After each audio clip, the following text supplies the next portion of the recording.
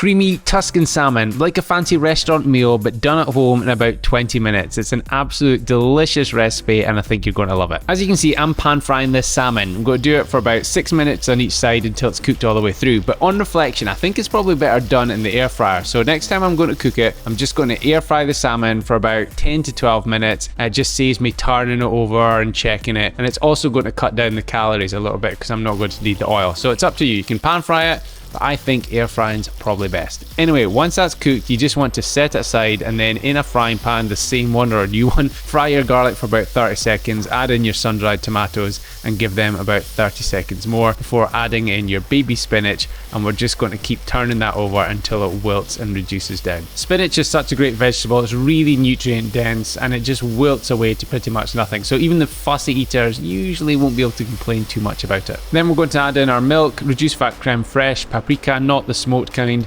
some Parmesan, mixed herbs, some salt and pepper, and then all you're going to do is just mix this through and just give it about 1 to 2 minutes to warm up. And then we're going to add the salmon back into the pan just to bring it up to temperature, and we're going to just gently turn it over so it's coated in the sauce, it's nicely warmed, and that's pretty much it. Make sure to be gentle with the salmon, don't break up at this stage because it needs to stay in its whole form. Hey, sorry for the interruption, but I've got a super quick favour to ask. If you could either click like, drop a comment below and let me know what you think of this recipe, or subscribe, I would really appreciate it. It has got absolutely nothing to do with my ego. It just means that if you interact with this video in some way, YouTube is more likely to show it to others so that more people get a chance to cook my recipes.